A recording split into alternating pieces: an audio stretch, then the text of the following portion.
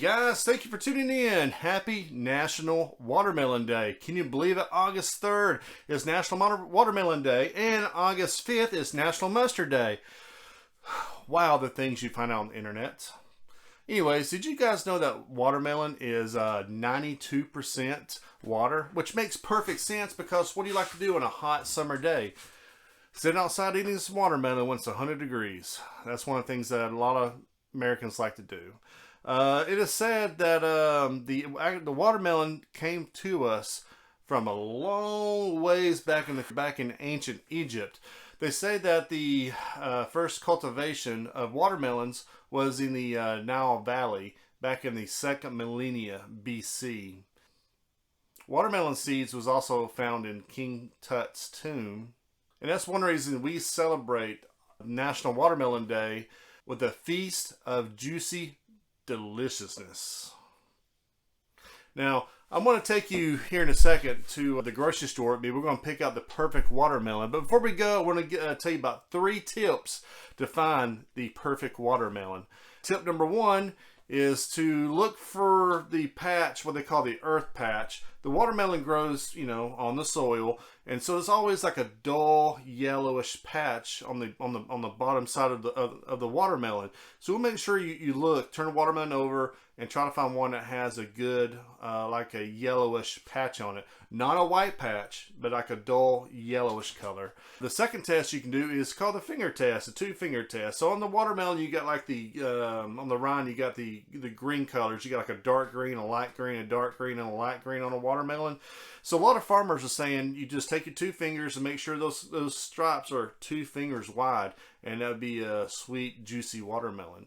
And the last one I want to tell you about, if you come across watermelon still has that little stem on the front, do not get that watermelon because that means that has not ripened on the vine. It wasn't ready to be picked yet.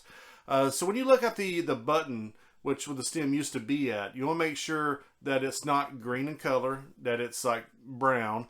That way you can tell that watermelon is actually ready to come off the vine because you want to make sure it has all the sweet juiciness, 92% water in it. All right, guys. Well, let's go to the store. All right, so working in the store right here. So now here's the yellow patch I was telling you about. Here's one that's not that big. This one's okay, but this doesn't do the 2 fingers test. This one, not really much of a spot.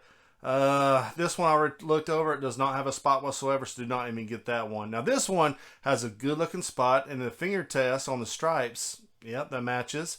And the last test is the button. That's not the other one. Here's the side right here. And yep, it's not green. It's brown in color. So this one is the one I'm going to get. Let's take it home.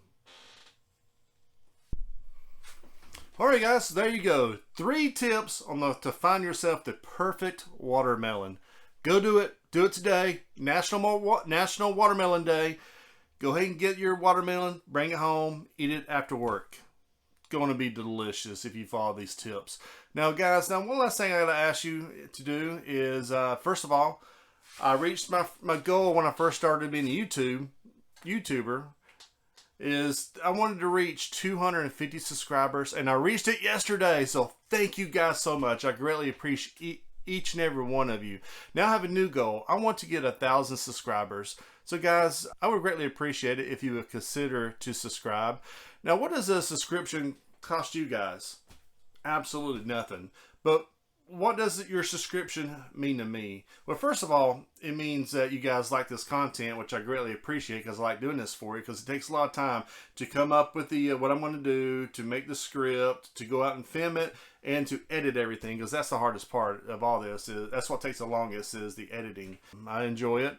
Also, the second reason is the more people I have subscribe to me, the YouTube algorithm works better, and it will find more people who might like this kind of content. So the more people I have subscribing to me, I'll be able to reach more people with what I talk about, like school buses, like when's it's legal to pass a school bus, talk about bullying on the school bus, and all these food things I do.